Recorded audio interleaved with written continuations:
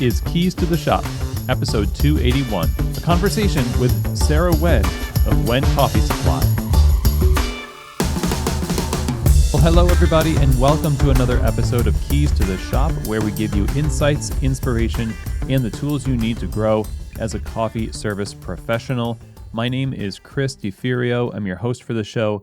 Really glad to have you along today. And I would encourage you, if you haven't yet done so, to subscribe to Keys to the Shop. Share these episodes with a friend. And if you really love what we do at Keys to the Shop, it'd be awesome if you leave a 5-star rating or review over in iTunes. That would be really fantastic, and it helps people find the show and the show rankings and all that fun stuff. Thank you so much for that. Now, Keys to the Shop, on top of doing the podcast, also offers consulting and coaching for you and your business. So if you're just starting out in the coffee business and need someone to help you walk through the process of starting, or if you are an established operator and you want to scale your business, you want to improve your training, your quality, your management, and just level up how things run at your coffee bar, there's a lot of ways that Keys to the Shop Consulting can help you run a great coffee business. I would love to talk with you about that. If that sounds interesting to you and you want to hop on a free exploratory call, just send me an email, chris@keystotheshop.com. That's CHRIS at keystotheshop.com. Keys to the Shop Consulting can work with you remotely or on site to help you have a thriving coffee business. Again, the email for Keys to the Shop Consulting, chris@keystotheshop.com. Now, today's episode of Keys to the Shop is brought to you by Prima Coffee. Prima Coffee is one of the best suppliers of specialty coffee equipment in the world. Not only do they curate the best equipment from all over the world, but they also work with you to make sure you're getting the right equipment for your business. And that kind of support is really important because it's a big investment to put into equipment when you're just starting out, or if you're expanding or upgrading your commercial equipment.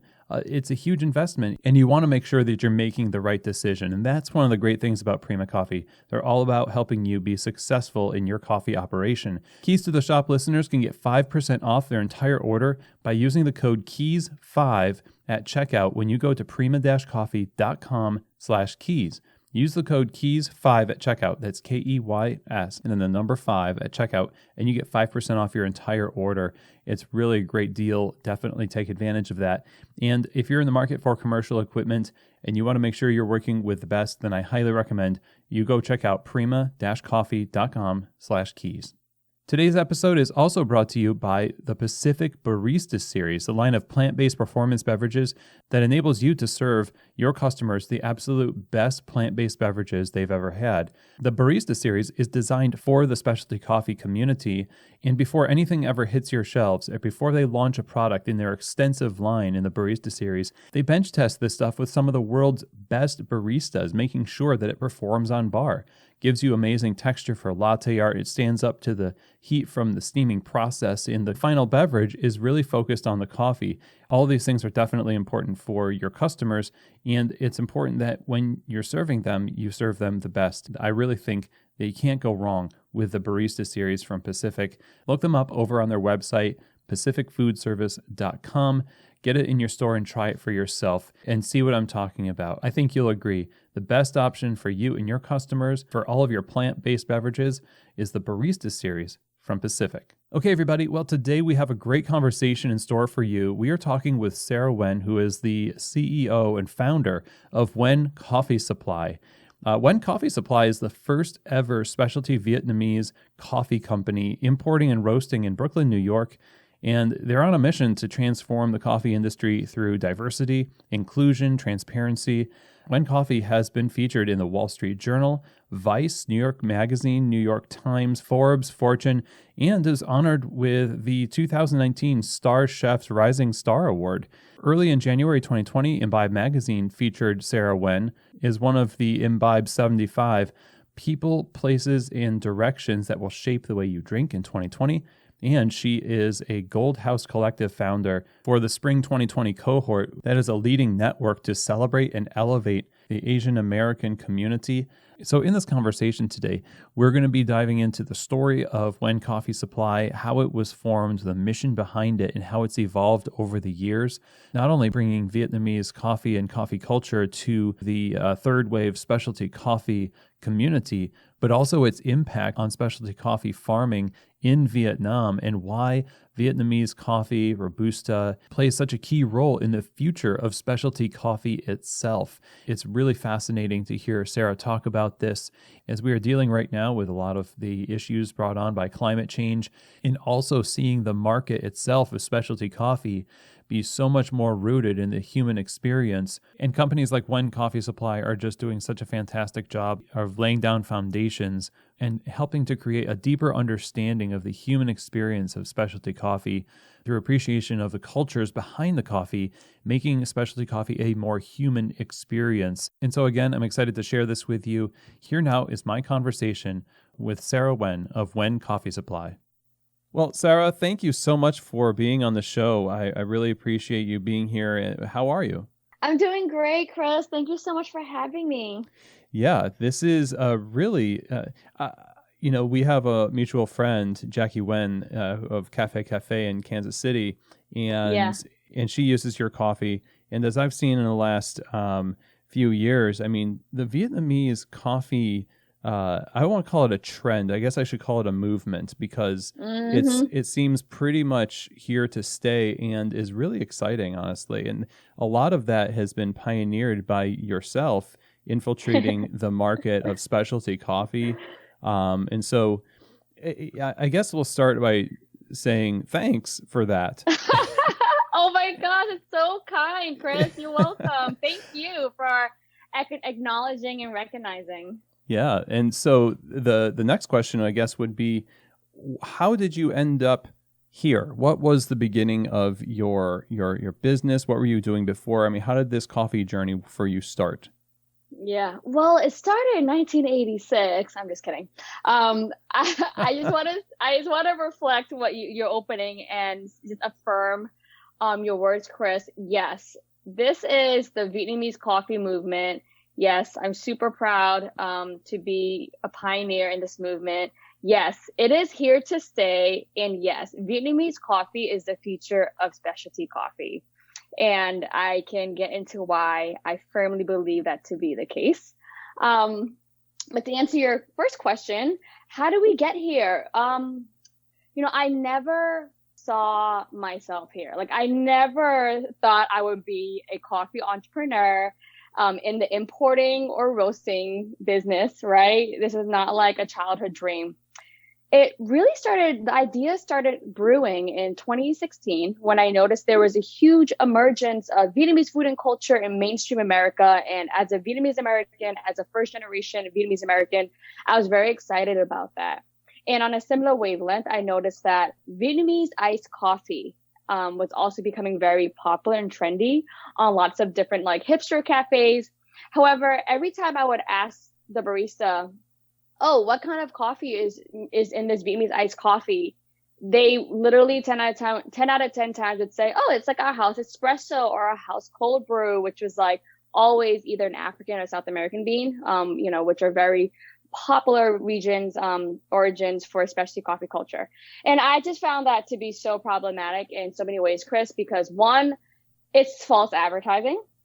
Two, it's miseducation on what Vietnamese coffee beans actually taste like, because Vietnamese coffee beans are heavily rooted in Robusta coffee, whereas like specialty coffee from Ethiopia, or Brazil, Colombia is really more known for like Arabica in the US, right? Three, it renders the actual producers of the coffee they're using invisible, right? Just call it Ethiopian coffee with sweetened condensed milk then, right? Like, give credit to where it's due.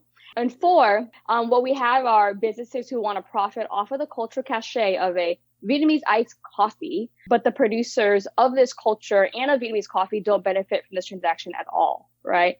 And so when I started seeing this, I felt like something was really wrong. And I started doing research, and then in my research, I discovered that Vietnam is the number 2 producer of coffee in the world. And I was like, oh my God, how did I not know that? That is incredible to me, right? Like, that gave me so much pride. And the reason why, Chris, I believe I don't know that, and many people don't have that connection, is because of lack of transparency, and because essentially Vietnamese coffee and Vietnamese farmers have been rendered invisible in the coffee conversation, right?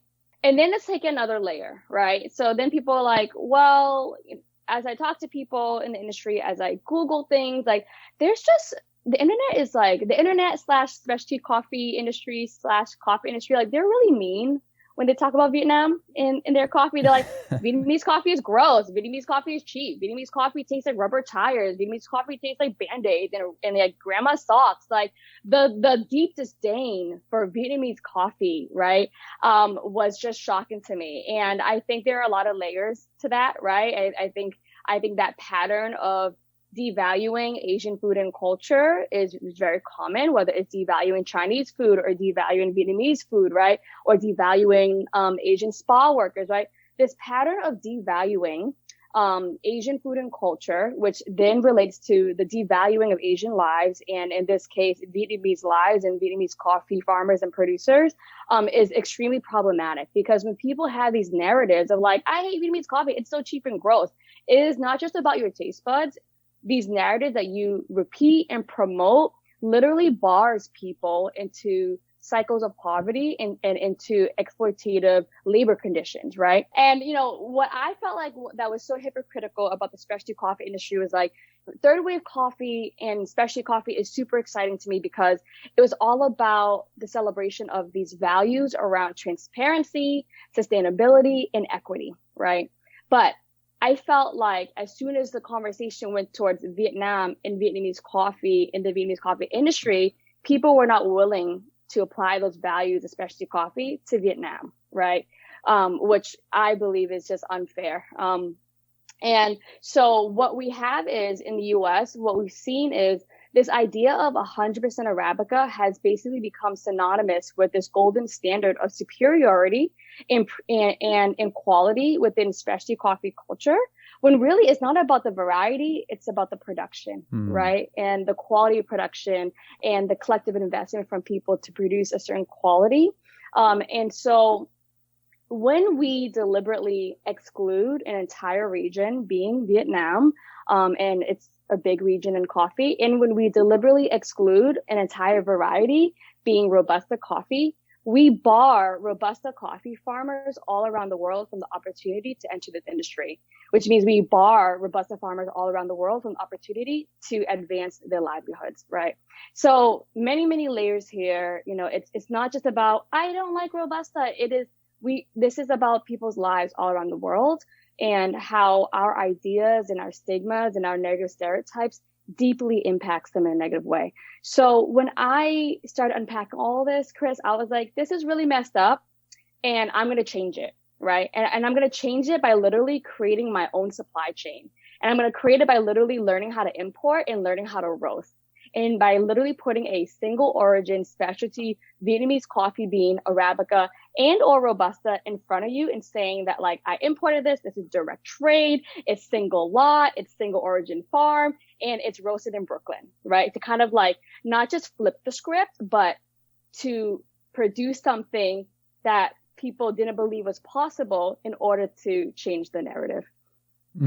Wow. So there obviously is a lot of layers there. And if, people, no matter how their impression of a coffee, and then we've talked about this on the show before, where somebody will get an impression of an origin from a coffee bar and make a sweeping judgment about it. Being a consumer will do that. It might be Vietnam. It might be Brazil. If they just say, well, I don't like these, any coffee from Brazil because this one time I had bad coffee from Brazil. And so for the rest of their life, purchasing coffee, they never do that.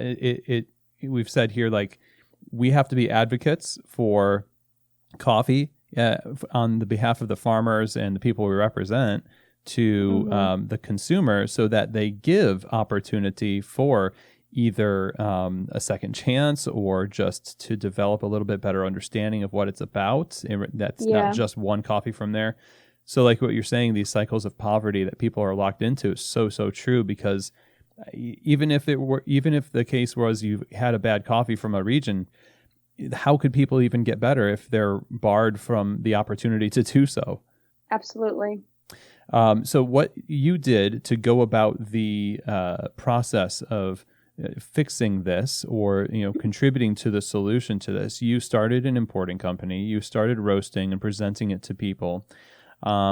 What kind did you already have a business background before this? I had, let's see, I didn't go to school for business. I double majored in Asian American Studies and World Arts and Cultures. So that was like my undergrad degree. And in terms of like my business background, I would say yes and no. I mean, I was a co-owner in a small fast casual restaurant in Brooklyn. But I was more on the marketing side, less on the operating side. And I've been a freelance creative, a freelance filmmaker, writer, journalist for over 6 years in New York City.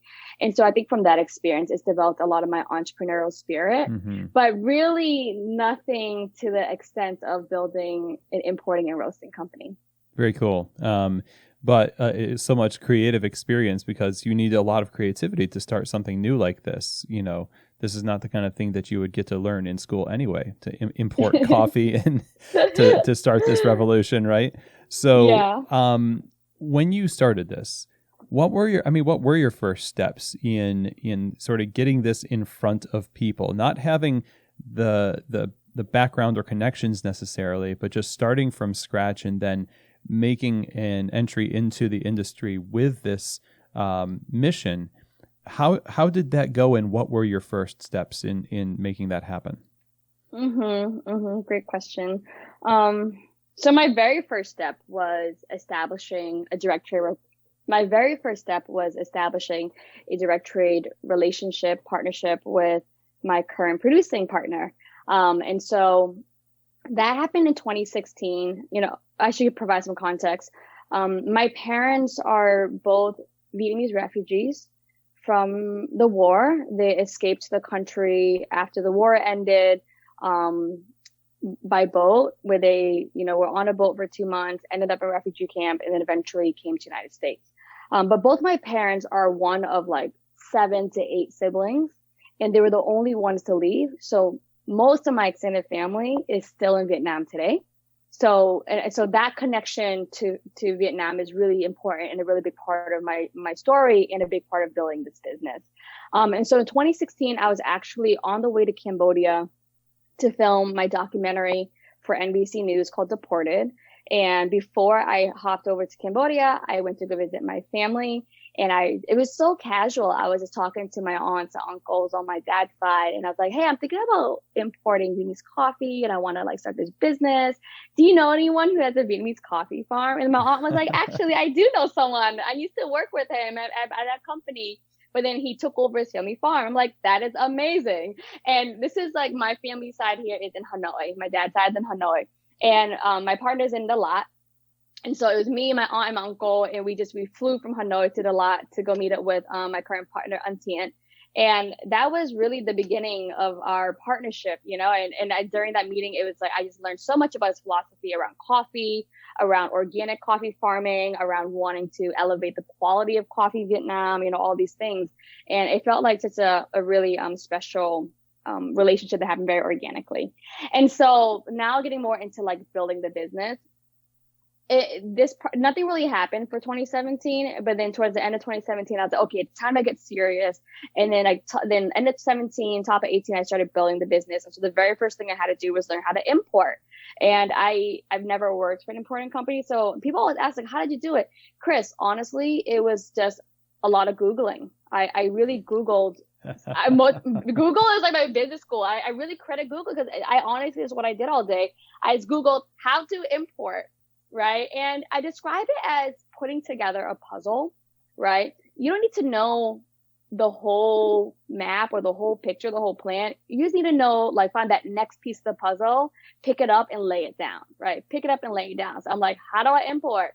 Okay, how to import. Then I see all the names of different entities I need to talk to, okay, the FDA, okay, a customs broker, okay, a freight forwarder, right? So that's just what I did. And learned how to import. And at the same time, I also had to learn how to roast. So I was like, how do you roast? And, Googling it, but I also had a friend here in New York City who has a small cafe in Brooklyn, and he was roasting his own company at a shared roasting facility. So then I took a roasting class and I learned how to roast. And so I basically just kind of put all the pieces together, finally had my first pallet arrive, finally roasted it. And then the whole time, I was kind of building up the branding and the brand identity because I am an artist. Like that part is super easy for me. Like the whole Adobe suite is very easy. So built up the brand, the logo, the packaging, the merch, the website. And then finally we launched on November 17, 2018. I would say leading up to it, when I was kind of like putting the pieces together and I was like in the roasting facility and like telling people around me what I was trying to do who were like in the coffee industry, they were like, no one was like outright rude about it, but you could tell they were like, okay, oh, that's cool. Oh, that's different. Oh, really? Oh, well, I heard Vietnamese coffee is like gross, but okay, that's cool. Or literally one guy was like, yeah, I don't like Robusta because it tastes like grandma's socks. And I'm like, you've tasted your grandma's socks, like where does this disdain come from?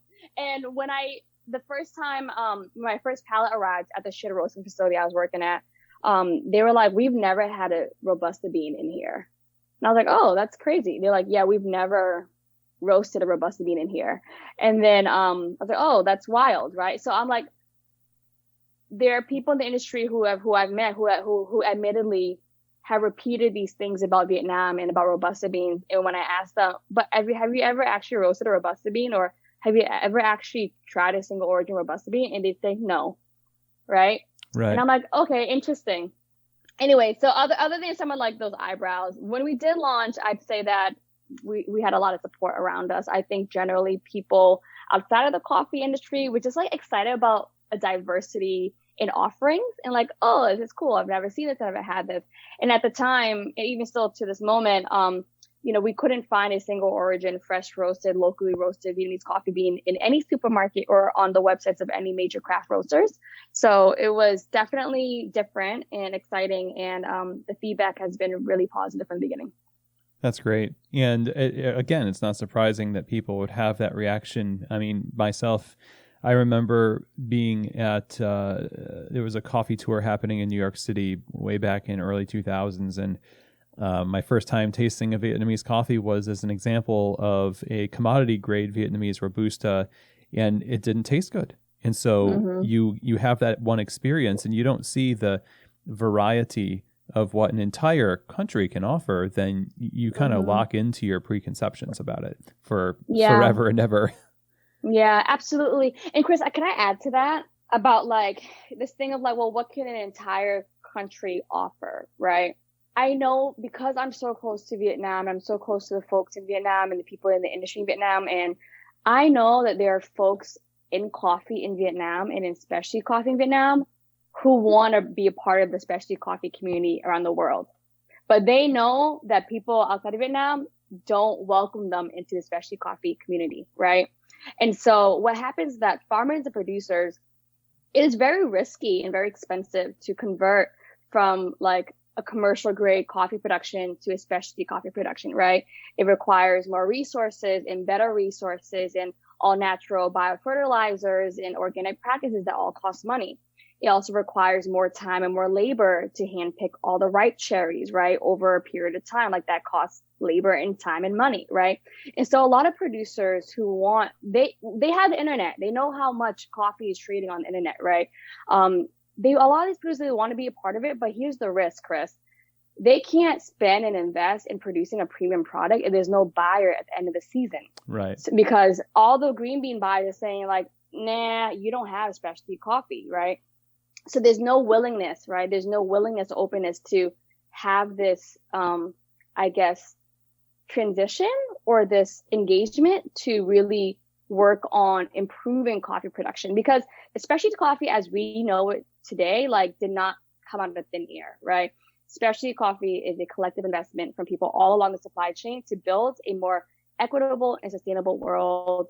It requires, scientists and engineers working with farmers and producers saying like, hey, if you try this to your soil, or you tried hand picking this, or you tried processing it this way, you can get a better product, right? There's a level of education there. And then like the buyers and the producers are like educating the roasters, like, hey, this is this product. And it was like harvested in this way and processed in this way. And the roasters educate the baristas, right? And then the baristas educate consumers, like, this cup is $6 because of this instead of $3 because of this, right? It really is a collective investment, Chris, and it takes time. And it takes, like, I work with the International Women's Coffee Alliance in Vietnam, and there's a whole education program around like how to train farmers in producing a premium product. It takes time and it takes investment. And I felt like no one was willing to invest it in Vietnam. And so, yeah, there's going to be, low quality Robusta in Vietnam, but that's never going to change if people aren't willing to spend time and effort in changing it. Such a great point, and it almost is necessary, and I'd say is necessary that a company like yours breaks open the market the way it is, because today, if somebody just started carrying a Vietnamese Robusta without a lot of fanfare, without making it a movement, and it was just part of the lineup that a normal importing company would do, it probably wouldn't get the kind of traction that somebody with a lot of arts background, with the passion and connection that you have to it, can add to it, because there's so much resistance to it, and there's there's those stereotypes that can't be overcome with just passively putting it on a list. Totally.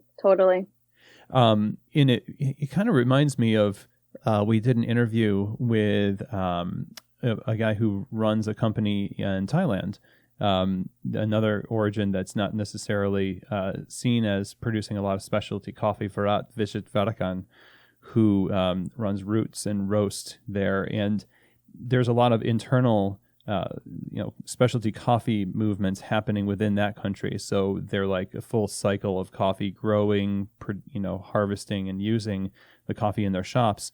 Is that also happening in Vietnam? Oh my gosh, yes. Chris, Vietnam has one of the most exciting specialty coffee cultures, industries right now, I feel, right? And I could point you to some folks who are doing incredible things, exciting things in Vietnam, everything from like longitudinal testing on the land, on, different agricultural practices. They're importing beans from around the country and they're making unique blends. Like, especially coffee culture is super exciting in Vietnam, and most people don't know it unless they're actually in Vietnam. So yeah, real briefly, I would say, yes, it is happening in Vietnam. Really awesome. So much to explore there, obviously.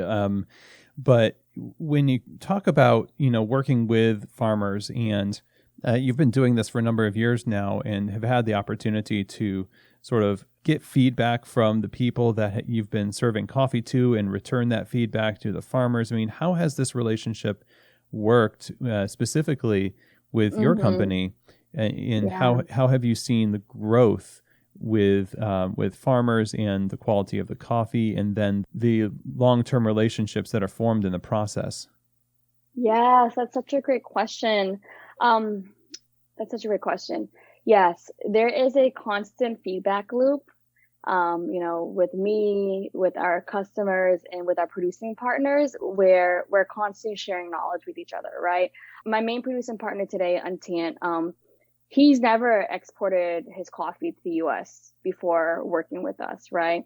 And so it is really a special relationship because it's and I've never imported coffee, right? So for us, it's kind of like a lot of mutual learnings together. And he's not engaged with the specialty coffee community the way I am, or he doesn't know where to look or, where to research the way I would. So I'll tell him. So like, yeah, there's always a feedback loop where I'd say like, hey, this needs to be like this, the sorting needs to be better, or like, like this wash needs to be better, or like, let's try like a full wash instead of a natural wash. Or I'd say, hey, the bagging needs to be better, and he's like, okay, got it. And like every time I give feedback, he's like, okay, got it, right? Because no one's ever told him these things. He's never done this before, right? And then of course it's like, as I ask him more things, I ask for like better sorting, better packaging, like the price goes up, right? He's like, well, it's gonna cost this now because I need labor here, I need labor there. I'm like, of course, like that's totally fine, right?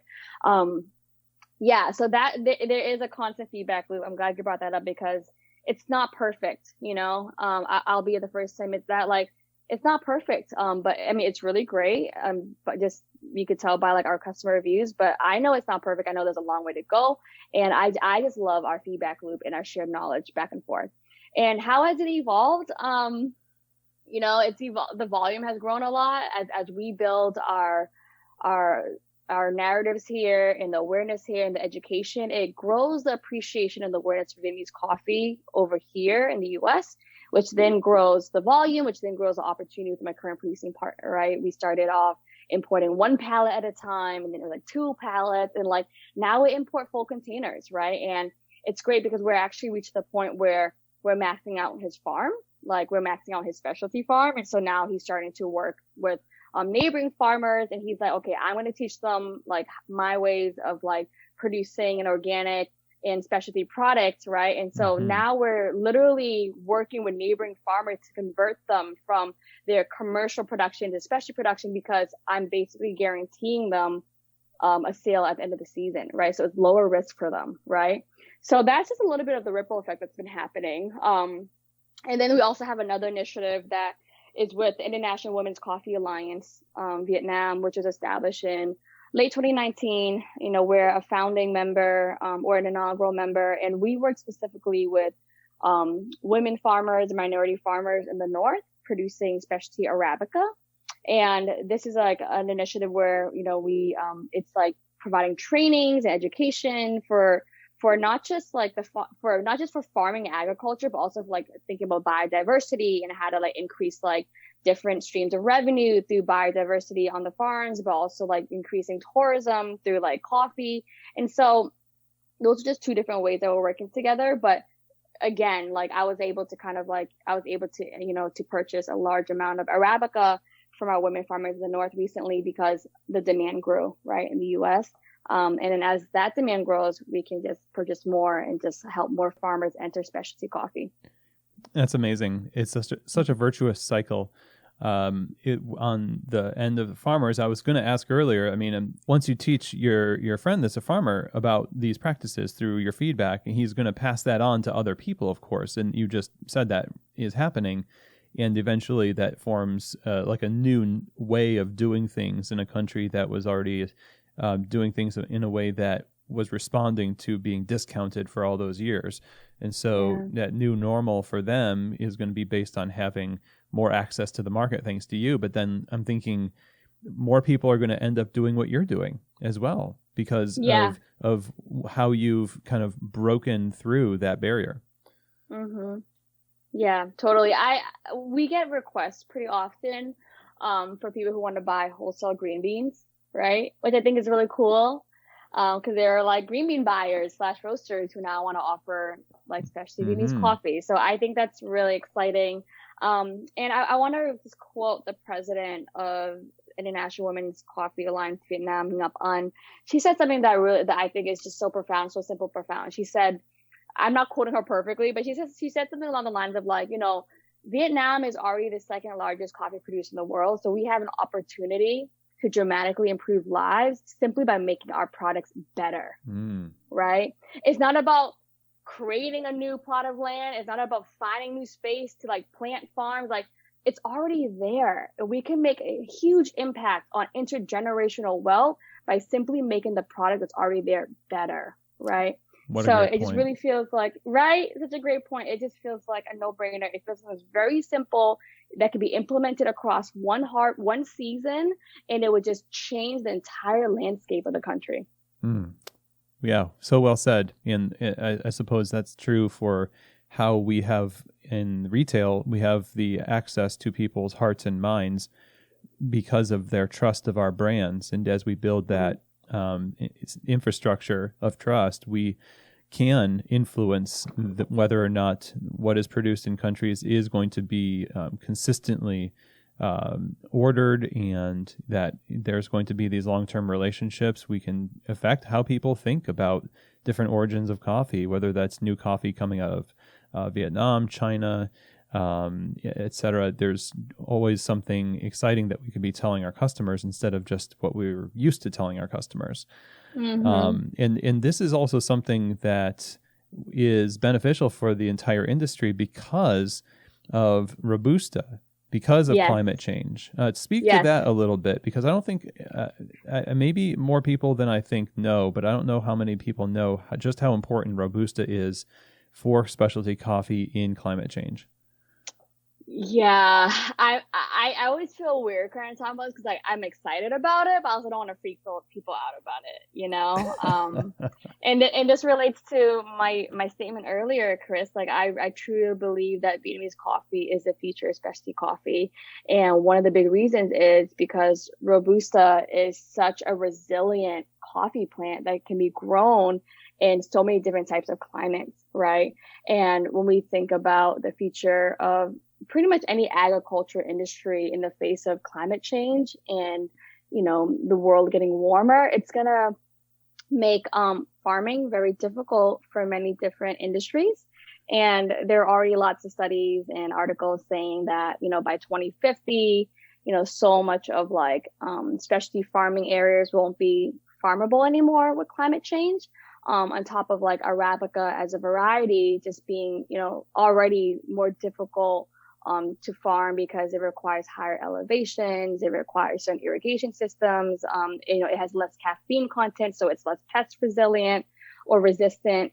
So Robusta is, I believe, one, Vietnam has been called out as a region in the future that is farmable, given its climate and its landscape. And then two, because Vietnam is the number one producer of Robusta.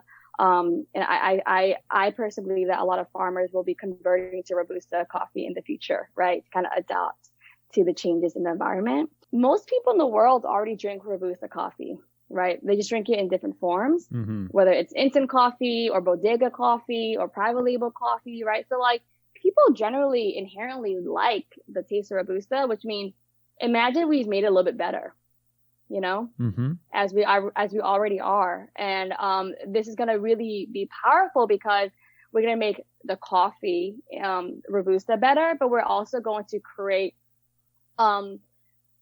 we're going to create a pathway for farmers all around the world, both existing Robusta farmers to enter specialty, and then also non-Robusta farmers to sustain themselves by entering Robusta coffee farming.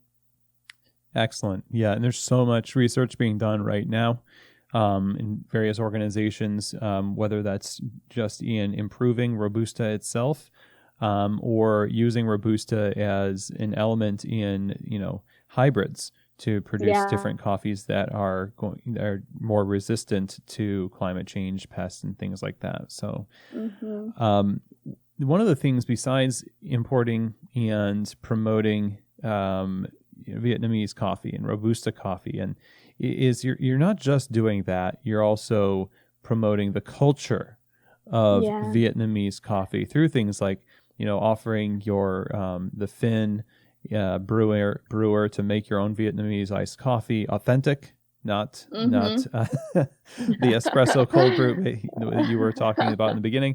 But talk more about that. I wonder because we can't divorce these things from their culture and have a full appreciation of them. So what's important that what should we be aware of with Vietnamese coffee and the coffee culture itself? Great question. I love how you just said, like, we can't divorce these things being culture and people from the product, yet I feel like we do it all the time, And when I think about like third wave coffee culture, I think about first wave, then second wave, and third wave coffee culture. I feel like third wave coffee culture was very bean centric, and there is so much incredible exploration around the bean and where it was grown and the elevation and how it was processed and how it's roasted and how it's extracted, right? Like, I think we discovered so many amazing things about coffee through third wave coffee exploration. And for me, I feel like we're really heading into the fourth wave where it's about being people centric, right? Like, we talk so much about the bean, but what about the people and the culture who surround this bean, right? Like, what is Ethiopian coffee culture like, right? Like, are the producers of a coffee product, are they able to drink specialty coffee, or is it all exported, right? When we think about extracting a product from, its home, I feel like so often we extract it so heavily that we really don't pay much mind to the people or the culture that surround that product. So for us, we really believe in pushing and promoting a coffee culture that is people-centered, and we cannot extract the product without considering or thinking about or learning about the people and the culture that's around it, which is why we really center and celebrate the bean filter, because it's an access point into Vietnamese coffee culture and the Vietnamese community. And on top of that, I think it's an amazing brew tool because it's like super easy to use. It's like as if the V60 and the French press had a baby, and there's like no paper filter, right?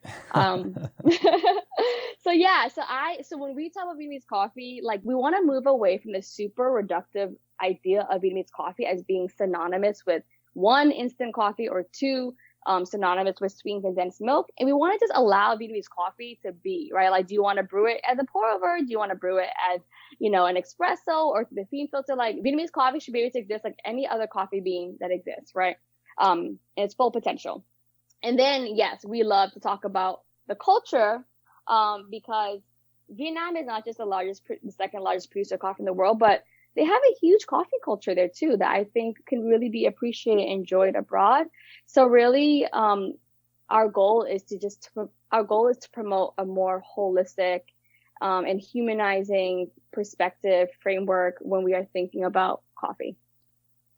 Yeah, that I was thinking about just you can taste. I don't think you can taste it in the coffee necessarily, but when you know a lot about where your coffee comes from and who it's attached to, there's a more satisfying experience that you have when you're drinking that cup of coffee. And that intentionality seems to go pretty hand in hand with specialty coffee. And I think intentionality is definitely one of the things that makes this a more human experience. You yourself, though, through this process, you've obviously been through a lot. And there's been a lot of challenges in the process of breaking new ground and, spearheading this movement. So I wonder if you could talk a little bit about what have been the most challenging aspects of this for you, and how have you grown in this process since beginning your company? I have to be honest, Chris, like I feel really blessed and fortunate because I feel very lucky because we've been very lucky in this process since we've launched. We experienced and we continue to experience great momentum. The feedback and the signals from the community have been very strong. We have over 1,600 reviews on our website, and 95% of them are 45 stars, right? Like 90% of them are 5 stars, right? The press has been very kind to us. Like people like you who are willing to listen to our story have been very, very generous with their time. Like their narrative is shifting, the system is changing. Like, so yes, obviously building a business is hard. I have very challenging days all the time, but mostly I feel so excited all the time about like, we are literally changing the world right now. We're changing the direction of coffee. We're shaping the future of coffee. We're like turning the tide towards Vietnam. Like I just feel so excited every day. And so I don't really have an answer of like, what's been the hardest thing? Like, I mean, every day is hard. Like building a business, scaling a business, thinking about cash flow. We're an inventory heavy business, right? So we trigger cash flow is an issue. Like we trigger large amounts of inventory at one point, right? Scaling a team, hiring a team, like manage a team. We're currently a team of 5 right now, 5 full-time and like 4 part-time packaging specialists. Like I think just scaling and growing and managing and doing this huge mission is challenging, like it's obviously stressful for me and it's hard, it's growing, and I experience pain points and growing pains every day. And it's just super fun for me and like exciting. And I just feel so happy. Even when I'm stressed and angry or like, like upset, I still feel so blessed and happy that we are just really building something incredible and just like literally changing the world. Like that's how I feel. And yeah, so I don't know. I feel mostly happy, excited, even when there are challenges. That's excellent. I mean, I feel like you sound so excited and happy, and it's such a testament to the fact that I mean, it feels like this is your calling. This is your Yeah. where you are where you need to be and where you're thriving, and obviously others are as well as a result of your work. And I've seen so much of the specialty coffee industry going in this direction, especially over the last few years here. I mean, do you see, as time goes on here, I mean, have you seen the more culturally rooted coffee expressions growing in the specialty coffee industry? And if so, I wonder, why do you think that is? From where I'm sitting, yes, I have seen more culturally rooted expressions within the specialty coffee industry. I have seen that. Part of it is that's my world. I mean, that's where I come from, and I feel like that's what I'm tapped into. And why do I think that is? More people are just taking up space, and more people are just speaking out, and more people are just trying to carve out their own path within specialty coffee, and just like not necessarily wanting to change it, but just wanting to make it more diverse and inclusive, right? Like, as strongly as I feel about Vietnamese Robusta, like, I'm not here to say Robusta is better than Arabica. Like, I'm not here to promote any level of hierarchical elitist like frameworks. I'm just here to say, like, let's open it up. Like, let's expand. Let's make it, let's diversify it. Let's be inclusive, right? Like, let's celebrate Arabica and Robusta, right? Like, that's what we're about. And I think that, yes, I have seen a great community. I feel like I found this community on social media, this community being like super culture rooted folks in coffee. And I think it's just people just are just taking up more space the way I decided to take up space. And you see someone taking up space, then you think then you take more space, and you inspire each other, and then you're supporting each other, and you're building, right? So yeah, it is happening, and I think it's great. Even like the SCA, I got to shout out the SCA. Like the SCA invited us to do a takeover recently, and I thought that was great. Like there are people within the SCA, especially Coffee Association, who want to carve space, and they want to make it more diverse, and they want to make it more inclusive. Like, that's one thing. Or folks at the James Beard Foundation, like, they invited us to do an Instagram takeover recently, and it's like there are folks within the James Beard Foundation who just want to make it more inclusive, right? So, and these are two, and I mentioned these two groups because we were recently involved with them, because traditionally they've been like, indicators of like, what's the word? Indicators of, I don't know, like an elite group, like, oh my gosh, James Beard, like, oh my gosh, SCA, right? And I think I want to give credit to folks within these organizations who are making efforts to be inclusive. And I want to shout out all the folks who are outside these organizations, who are just like taking up space, like Jackie, or like Erica Jackson, just like speaking their minds and doing what they do. It strikes me that, people are, when they're expressing themselves and culture and a richness in these retail expressions in their coffee businesses, it is obviously strengthening the industry. It's providing opportunity the way you've described, and it is, like you say, Vietnam's the future of specialty coffee, and we talk about the future of retail specialty coffee. It's definitely going to be a more diverse group that holds it down.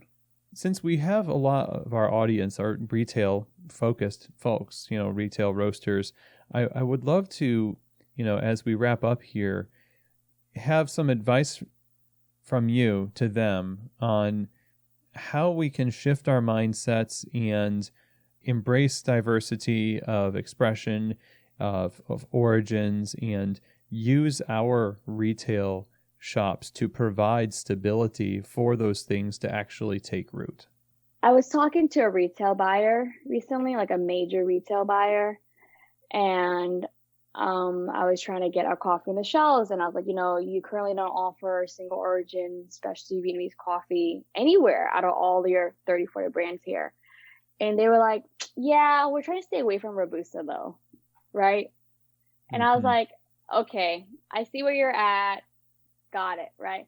And so to your question, Chris, I mean, I think you answered it with your own question. Like, I would just ask people to keep an open mind and to question the narratives and ideas that you hold on to and ask yourself, do these ideas harm people on the other end of the supply chain, right?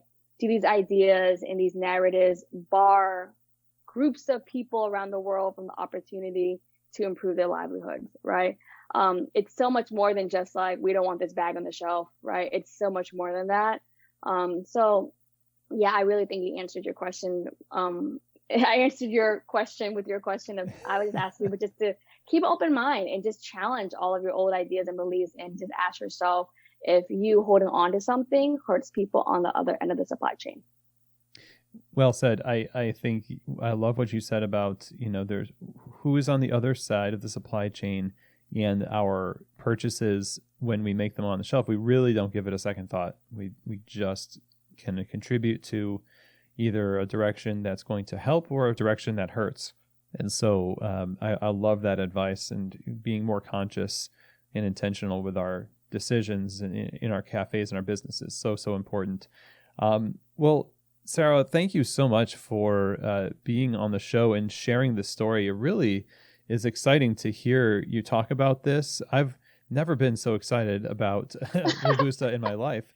And, and I'd like to consider myself an open-minded coffee person, but for sure, I think you've done such great work, and I'm looking forward to seeing what goes on in the next years in your business. Where can we stay in touch with what you've got going on, buy your coffee, and so forth? Where can we learn more?